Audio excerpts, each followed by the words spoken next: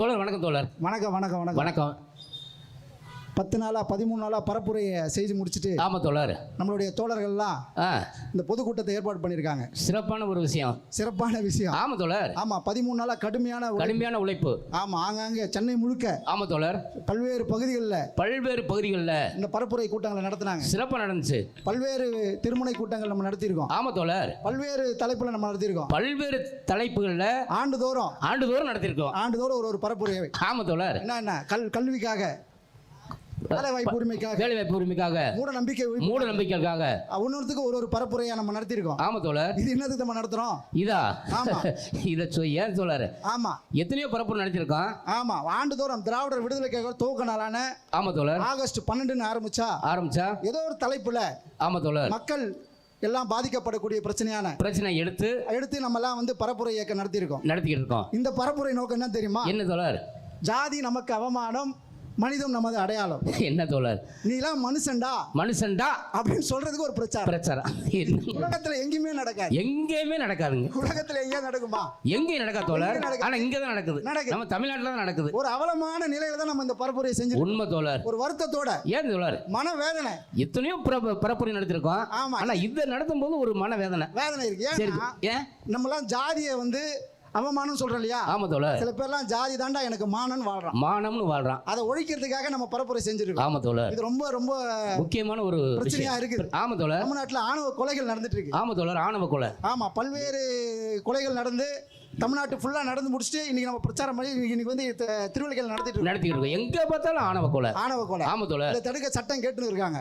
ஆமா தோழர். அது ஒரு பக்கம் இருந்தாலும் சட்டம் மட்டும் போதாது. மக்கள் மன்றத்துல போய் நேரா ஒரு பிரச்சாரத்தை செய்யணும் தான் இந்த பிரச்சாரத்தை செஞ்சிருக்கோம். இது வந்திருக்கக்கூடிய எல்லாருக்கும் ஒரு வணக்கத்தை சொல்லி ஆமா தோழர் இந்த நிகழ்ச்சி ஆரம்பிச்சிருவோம். வணக்கமுங்க, பணிவோடு வணக்கம் சொல்லுறமுங்க. வணக்கமுங்க, பணிவோடு வணக்கம் சொல்லுறமுங்க. அம்மா அப்பா அண்ணன் தம்பி தங்கச்சிங்க அத்தனை பேருக்கும் வணக்கம். அம்மா அப்பா அண்ணன் தம்பி தங்கச்சிங்க அத்தனை பேருக்கும் வணக்கம். இங்க சொல்லுறத கேட்காம சுத்துமுத்து பார்த்துக்கிட்டு சொந்தத்தல பேர் போக்கு வணக்கம்.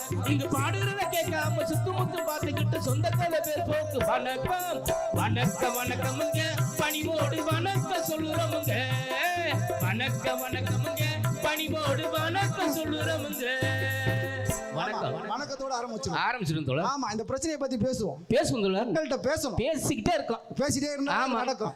ஆமா தோழர். ஒரு காலத்துல நம்மள எல்லாம் பெரியார் ஒரு 100 ஆண்டுகளுக்கு முன்னாடி நமக்கெல்லாம் எப்படி தெரியுமா இருந்தது? எப்படி இருந்தது? நம்மளுக்கெல்லாம் பேர் வச்சுக்கிறோட உரிமை கிடையாது. பேர் வைக்கிறது கூட உரிமை இல்ல. கிடையாது. இந்த சமூகத்தை என்ன திராவிட இயக்கம் என்ன செஞ்சு கீழ்ச்சதுன்னு கேக்குறான்ல. ஆமா, பேர் வச்சதுல புரட்சி செஞ்சிருக்கு. பேர் வச்சதிலும் புரட்சி. என்ன தெரியுமா பேரு? சொல்லுங்க. மண்ணாங்கட்டி, பாவாடை, சங்கிலி, சுப்பன், குப்பன், இந்த மாதிரி பேர் இதெல்லாம் பேரா இருந்தது. இந்த சமூகத்தில் இருந்தது. திராவிட இயக்கம் வந்ததுயா. வந்த பின்னாடி என்ன வெச்சது? அன்பழகன், அடேயப்பா, தேன்மொழி, தமிழ்ச்செல்வி, கனிமொழி, இப்படி தமிழ் பேர்களை ஆமா தமிழ் ஆங்காங்க வெச்சாங்க. நிறைய வெச்சு ஆமா தோழர் சாதியை ஒழிக்கிறதுக்காக பேர்ல கூட சாதி இருந்தது. ஒரு காலத்துல இப்படிதான் வெச்சு கூப்பிட்டான். சாதியை சொல்லிதான் கூப்பிட்டான். அத வராம பாரு பறையன், அத வராம பாரு பள்ளன், ஆமா அத வராம பாரு சக்கிலியா, ஆமா அப்படின்னு வண்ணா வராம பாரு அப்படின்னு சொல்லி சாதியை சொல்லி அழைத்த ஒரு காலம் இருந்தது. ஆமா, அது மாதிரி இன்னைக்கு என்ன ஆச்சு? இன்னைக்கு அதோ வராரு பாரு டாக்டர், அதோ வராரு இன்ஜினியர். எங்க தெருவுல அவர் தாங்க தாசில்தாரா இருக்காரு, அவர் தாங்க வக்கீலா இருக்காரு அப்படின்னு ஒரு மாற்றம் வந்ததுல அந்த மாற்றத்துக்கு காரணம் திராவிட இயக்கம். அதை நம்ம மக்கள்கிட்ட சொல்லணும்ல. இவெல்லாம் என்ன கீச்சன் கேக்குறாங்க, என்ன கிழிச்சா அப்படின்னு கேக்குறாங்க. அந்த கீச்சன் மயிலாண்டிக்கு இதெல்லாம் சொல்லணும். ஆமா, அந்த சொல்லி ஆகணும். இதெல்லாம் கிழிச்சிக்கிறோம்டா நாங்க, இதான் கிழிச்சா. ஆமா, சொல்லணும். இந்த உலகம் வந்து ஒரு சமத்துவமானது. உலகத்துல லவ்ன்றது எல்லா ஜீவராசிக்கும் வரும். சோழர் லவ் இல்லன்னா அது மனுஷனே கிடையாது. ஒருத்தனுக்கு லவ் வரலதான் பிரச்சனை. லவ் ஏன்னா அவனை குடும்ப டாக்டர் காட்டணும். ஏன்டா அவளுக்கு வரலன்னு?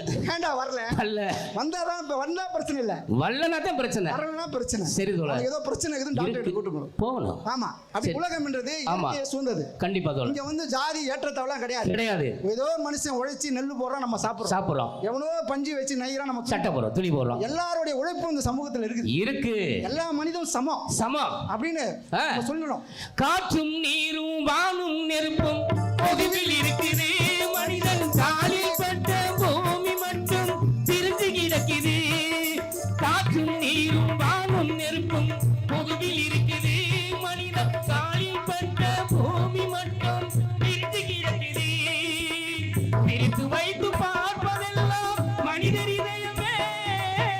பிரித்து வைத்து பார்ப்பதெல்லாம் மனிதர் இதயமே உலகில் ஒருமை மாறி வந்து வந்தால் அமைதி நிலவுமே அமைதி நிலவுமே ஒருமை மாறி பொறுமை வந்தால் அமைதி நிலவும் என்ன ஒரு பாடல் லவ் இருக்கணும் லவ் இல்லனா எப்படி லவ் இல்லனா என்ன தோழ லவ் இல்லனா எப்படி இந்த நீங்க நல்லா யோசிங்களா ஆமா தோழ ஒரு இந்த நாட்டுல லவ் இல்ல இப்ப நம்ம தோழர்லாம் பாடுனாங்கல ஆமா இளையராஜா கூட விருது கொடுத்தாங்க ஆமா தோழ இந்த நாட்டுல இசைன்னு ஒண்ணு இல்ல இசை இல்ல இல்ல இந்த மாதிரி பாடல் இல்ல மனுஷனா எப்படி இருப்பாங்க கொஞ்சம் யோசிங்க ஐயோ நினைச்சு கூட பார்க்க முடியாது மிருகம் மாதிரி ஆயிடுவான் மிருகமா அத காட்டிலும் தோழ அப்ப லவ் இருக்கணும் தோழ லவ் இருந்தாதான் மனுஷன் ஒரு லவ் அன்பா இருக்கணும் கண்டிப்பா தோழ பெரியார் அதான் சொல்றாரு எனக்கு மண் மீது பற்று இல்ல மொழி மீது பற்று இல்ல தேசத்து மீது பற்று இல்ல எந்த மயிர் மீதும் பற்று கிடையாது மனித பற்று ஒன்றுதான் எனக்கு பெருசு மனித பற்று தான் எனக்கு பெரிது என்று வாழ்ந்தவர் தான் தந்தை பெரியார் எந்த தலைவனாவது இப்படி சொல்லிருக்கானா எந்த தலைவர் சொல்லுவான் சொல்ல முடியாது பூரா சுயநலமா இருக்க தலைவர்கள் அப்படியான தலைவர்கள் பத்தில ஆமா பெரியார் தான் இதை சொன்னாரு மனித பற்று தான்டா உடனே சொல்லிட்டான் பெரியார் தமிழை காட்டு மிராண்டி சொல்லிட்டாரு அதை பண்ணிட்டாரு பெரியார் தமிழர் இல்ல அவரு இவரு இல்ல யாரு தமிழர்களுக்காக தன் வாழ்நாள் ஃபுல்லா கண்டிப்பா தோழர் மூத்திர சட்டி வரைக்கும் கண்டிப்பா அவரு சாகக்கூடிய சராசரியா யோசிங்க ஒரு 70 வயசு மேல ஆனவங்க எல்லாம் ஆமா தோழர் 70 வயசு ஆன மேல இருக்கட்டும் ஒரு பெரியவங்க எல்லாம் யோசிங்களா கண்டிப்பா என்ன நினைப்பாங்கன்னா என் வாழ்க்கையில பாதி நாள் வாழ்ந்து முடிச்சிட்டேன் பரவாயில்ல என் பொண்ணுக்கு கல்யாணம் பண்ணி வச்சிட்டேன் பேரை பத்திய பார்த்துட்டேன் கொள்ளு பேத்தி கல்யாணம் பண்ணி பார்த்துட்டேன் அதே சந்தோஷமா இருக்கு 2 வீடு வாங்கிட்டேன் தோப்பு தொரப்பெல்லாம் வச்சிருக்கேன் இடம் இருக்கு என் வாழ்க்கையில நான் ஒரு நிம்மதியான வாழ்க்கையை வாழ்ந்துட்டாப்பா இனி நான் செத்தா கூட ஒரு நிம்மதி அப்படிதான் இந்த 70 வயசுக்கு மேல ஆன எல்லாருமே சொல்றாங்க அது உறுதி பெரியார் 94 வயதிலும் கடைசியா பேசினால தியாகராஜர் அங்க நேத்தமா சொன்னாரு 94 வயசு வரைக்கும் சாவர வரைக்கும் இந்த மக்களுக்காக வாழ்ந்த தலைவர் நான் ஏதோ இந்த என்னுடைய உயிர் ஏதோ செஞ்சுட்டேன் அப்படின்னு நினைக்கல சாவரப்ப என்னத்தமா சொன்னாரு உன்னெல்லாம் சூத்திரனா விட்டு சாவரனடா அப்படின்னு வருத்தப்பட்டு செத்தார் மூத்திர சட்டியை கையில் சுமந்து கொண்டு 94 வயசுலங்க 94 வயதிலே சொன்ன இந்த மக்களை இப்படி விட்டுட்டு போறேன்னு வருத்தப்பட்டு செத்தார் கண்டிப்பா உலகத்துல ஒரு தலைவர் காணா கண்டிப்பா கிடையாது தலைவர் அதான் கொண்டாடிக்கிட்டு இருக்கோம் இப்போ பாத்துக்கிறீங்களா அண்ணன் சத்யராஜ் ஆமா ஐயா விடுதலை ராஜேந்திரன் ஆமா அண்ணன் தபசி அண்ணன் ஆமா அப்படியே தலைய பாருங்க கண்டிப்பா ஒருத்தர் கூட பெரியார் செத்ததுக்கு அப்புறம் பிறந்தவங்க தான் எல்லாம் பெரியாரையா பார்க்காதவங்க ஆமா தோழர் பெரியார் இறந்தப்ப பிறந்தவங்க ஆமா தோழர் எல்லாருமே ஆமா தோழர் பெரியார் செத்து 50 வருஷம் ஆச்சு 50 வருஷம் ஆச்சு இன்ன வரைக்கும் பெரியார் டெய்லி பேசிட்டு இருக்காரு வாழ்ந்துகிட்டு இருக்காரு உங்கள்ட்ட எங்கள்ட்ட எல்லா தோழர்கள்ட்டையும் எல்லாத்தையும் வாழ்ந்துட்டு இருக்காரு ஒன்னு பெரியார் விமர்சிக்கப்படுவார் இல்ல போற்றப்படுவார் ஏதோ ஒன்னு டெய்லி செய்தி பெரியார் தான் டெய்லி செய்தியை பெரியாரை வந்து நம்ம புகழ்ந்துகிட்டு இருக்கோம் புகழ்ந்து பேசி ஆமா தோழர் பெரியார் சொல்றாரு இந்த தொண்டை நான் செய்வதற்கு எனக்கு வந்து என்ன யோகிதர்கள்லாம் தெரியல எனக்கு தெரியல இதெல்லாம் ஆனா இதை செய்ய எவனுமே வரல நான் வந்துக்கிறேன் நான் வர்றேன் இதை தோல்ல போட்டு செய்யறேன் ஆமா எனக்கு தகுதி இருக்குதா இல்ல மலையை கட்டி மயிரை இழுக்கிறேன் வந்தா மலை போனா மயிர் அவ்வளவுதான் அதனாலதான் சேர்த்தாரு அதான் பெரியார் அப்படி வாழ்ந்தார் ஆமா தோழர் இந்த பெரியார் அந்த பெரியார் காலமுள்ள ஜாதி எதிர்த்தார் கண்டிப்பா அவரோட கொள்கை என்ன தெரியுமா கொள்கை என்ன சாதி ஒழிப்பு தான் சாதியை ஒழிக்கிறதா நோக்கம் அவர் அதுதான் கை வச்சாரு ஆமா தோழர் ஒன்னு என்ன சொல்லிட்டா நீங்க சாதியெல்லாம் தனியா ஒழிக்க முடியாது அது மதத்தோட சம்பந்தப்பட்டது மதத்தை நீங்க அப்படி ஒழிக்கலாம் முடியாது சாதியோட சம்பந்தப்பட்டது கடவுளோட சம்பந்தப்பட்டது பெரியார் என்ன சொன்னாரு நான் சாதியை ஒழிக்க வந்துக்கிறேன் உன்னால முடிஞ்சா இந்த மதத்தையும் கடவுளையும் எடுத்துன்னு போயிடு நான் எனக்கு கடவுளை எதிர்த்தோ மதத்தை வேலை இல்ல எனக்கு சாதியை ஒழிக்கிறது வேலை போன மதத்தை எடுத்துட்டு போனாரு முடியாதுன்னா மதத்தையும் ஒழிப்பேன் எல்லாம் உன் கடவுளையும் ஒழிப்பேன் எல்லாத்தையும் ஒழிப்பேன் ஆமா ஒழிச்சார்ல ஆமா இப்படி ஒழிச்ச பெரியார் தான் ஆமா தோழர் இப்படி வந்து பல்வேறு 100 ஆண்டுகளா வந்து பல்வேறு போராட்டங்கள் கண்டிப்பா தன் வாழ்நாள் ஃபுல்லா 1957 பெரியார் 1957 பெரியார் அவர்கள் அரசியல் சட்டத்தை கொளுத்தினார்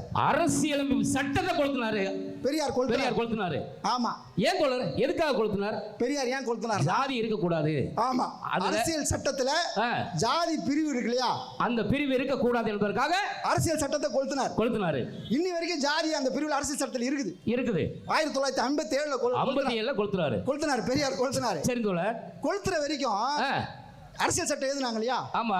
அதுல வந்து இந்த அரசியல் சட்டத்தை கொளுத்துவாங்க, அதுக்கு ஒரு சட்டத்தை நம்ம எழுதணும்ன்றது எழுதல. ஏன்னா இந்த நாட்டுல யாரும் அரசியல் சட்டத்தை கொளுத்த போறாங்க நினைச்சிருந்தாங்க. யார் கொளுத்த போறா அதுக்கு ஒரு தீர்வும் இல்ல அப்படின்னு நினைச்சு விட்டுட்டாங்க. பெரியார் கொளுத்துன அறிவிச்சார். சரி தோழர், எல்லாம் பதறி போயிட்டான். எல்லாம் கொளுத்திடுவார், ஏன்னா சொன்னா செஞ்சிருவார்.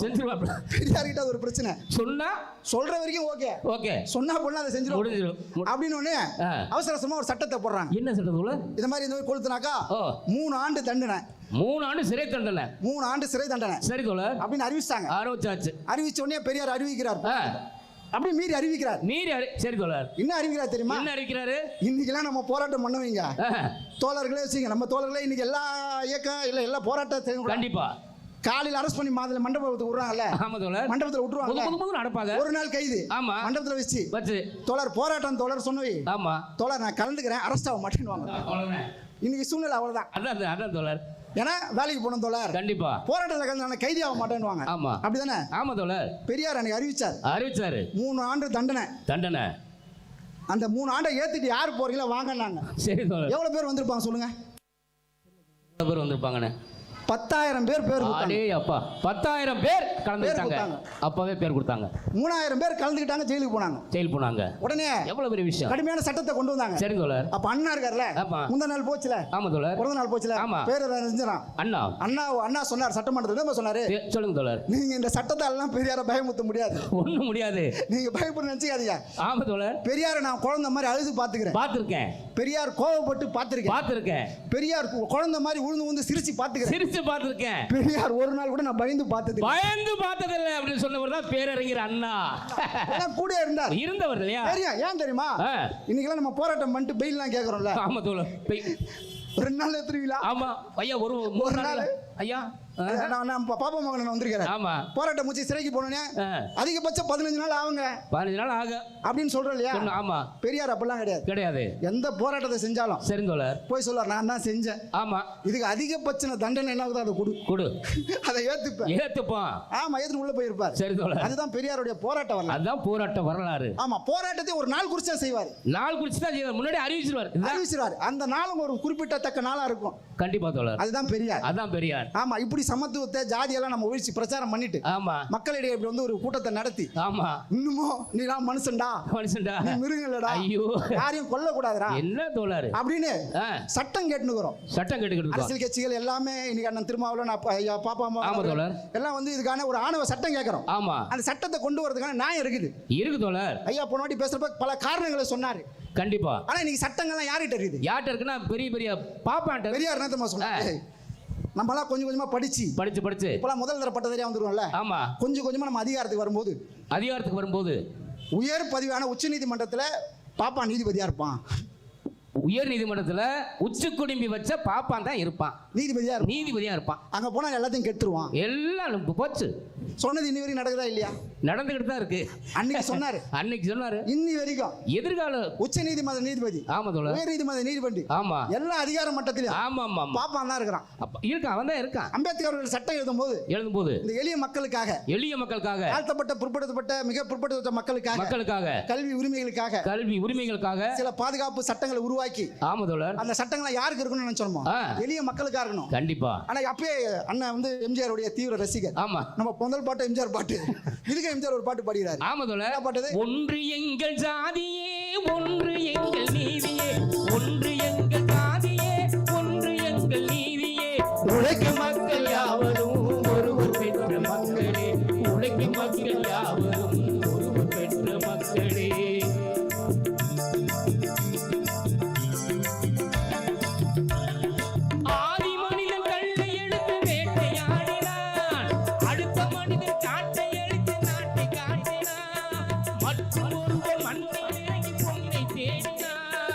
இன்று மனிதன் சென்னிலாவில் மிதந்து ஓடினார். நாளை உலகம்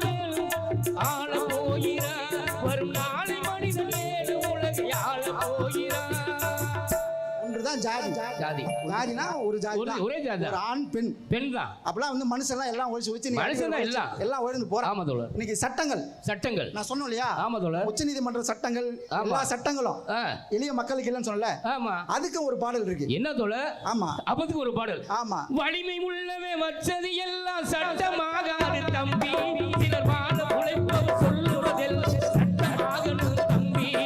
வலிமை உள்ளவே வச்சது எல்லாம் சட்டமாகாது தம்பி, சிலர் வாழ உழைப்பவர் சொல்லுவதெல்லாம் சட்டமாகணும் தம்பி.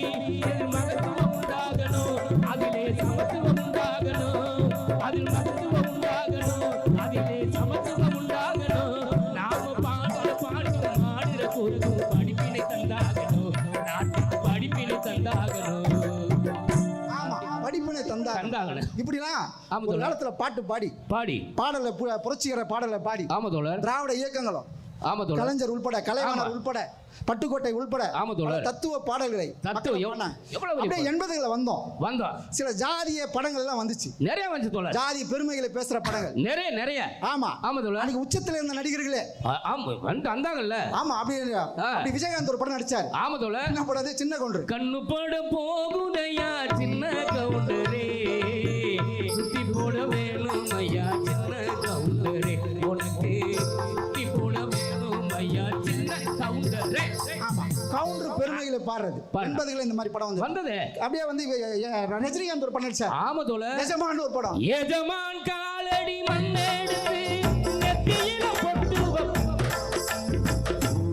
நெத்தியில போட்டு வச்சா புண்ணு வரும். ஐயா, எஜமான் காலடி மண் எடுத்து நெத்தியில வச்சா என்ன வரும்? புண்ணு தான் வரும். சரி தோழர். இப்படிலாம் ஒரு பாட்டு இருந்தது. ஆமா தோழர். அப்படியே ஒரு காலத்துல தென் மாவட்டங்கள் தான் இன்னைக்கு பேசுறோம்.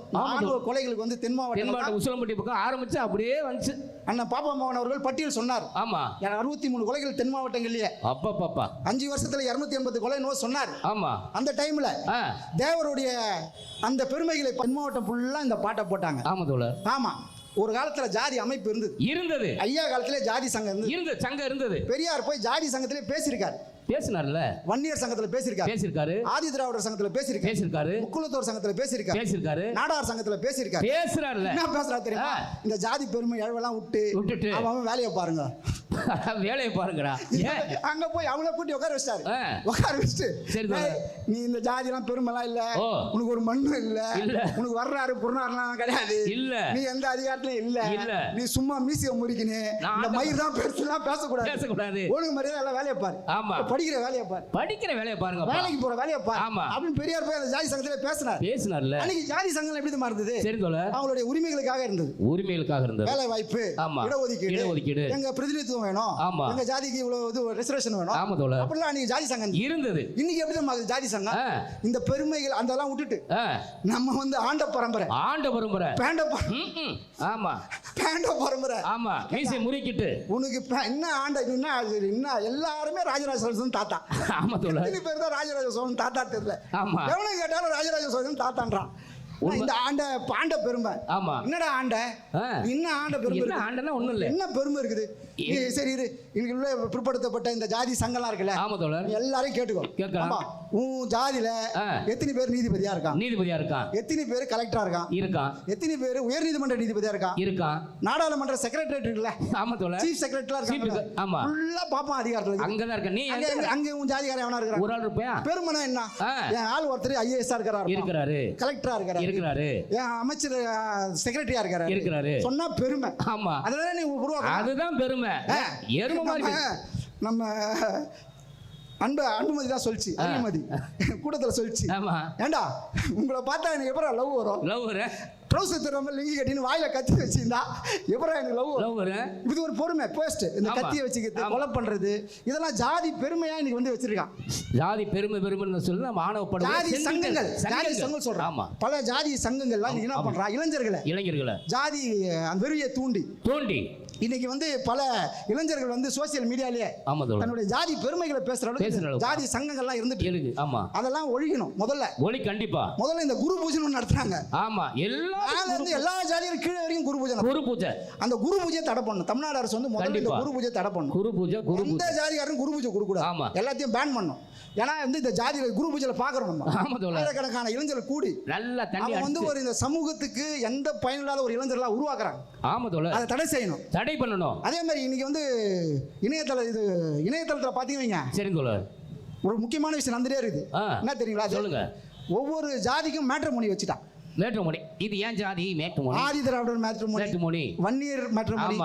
இந்த ஜாதி அது உட்பிரிவு மேட்ரிமோனி. வழக்கு போடணும், தடை செய்ய சொல்லணும். இந்த ஜாதி போனா ஒரு காலத்துல தேடி பிடிச்சி ஜாதியை கல்யாணம் பண்ணா வெளிப்படையா விளம்பரம் பண்றான். கண்டிப்பா இந்த ஜாதியில எனக்கு பொண்ணு வேணும் இருக்கு, இந்த ஜாதியில பையன் வேணும் அப்படின்னு வந்து இப்ப வந்து விளம்பரங்கள் வருது. விளம்பரம் வந்துட்டு தான் இருக்கு. தமிழக அரசு இதை உடனடியா வந்து இதை தடுக்கணும். இதெல்லாம் கண்டிப்பா இந்த சட்டம் வேணும், இந்த தடுக்கணும், இளைஞர்களை நல்வழிப்படுத்தணும். அதுக்கான பல முயற்சிகளை திராவிடர்கள் தொடர்ந்து செஞ்சுட்டு இப்ப பிரச்சாரம் நம்ம வந்து இது நிறைவு பிரச்சாரம் நினைச்சோம். ஆமா, நிறைவு பிரச்சாரம் இல்லையா? கிடையாது. அப்புறம் திராவிடர்கள் தலைமை குழு கூட்டினாங்க. ஓ, ஈரோட்ல கூட்டினாங்க. இந்த பிரச்சாரம் நல்லா இருக்குது. இதே நாள்ல ஆரம்பிச்சு ஐயா நினைவு நாள் 24 வரைக்கும் தமிழ்நாடு ஃபுல்லா செய்யலாமே. அப்ப இது துவக்க நாள். ஆமா, இது நிறைவு நாள், துவக்க நாள். ஒரு விஷயம் பாருங்க, இப்ப எங்க தோழர்கள் மூஞ்சினா மாறிச்சு. இவங்க திருப்பி வண்டி எத்தனை நம்மள சுத்த விடுவாங்க. ஐயா அப்படினா சரி தோழர் அப்படின்னு பாக்குறாங்க. கண்டிப்பா சுத்தி தான் ஆகணும், வேற வழி இல்ல அப்படின்றது இந்த நேரத்துல சொல்லிக்கணும். ஜாதியை வந்து ஒரு நாள்ல ஒழிக்க முடியாது. ஆமா, எம்ஆர் ராதா வந்து இப்ப இந்த ஜாதியை பத்தி பேசினா அப்படி பேசியிருப்பார். சும்மா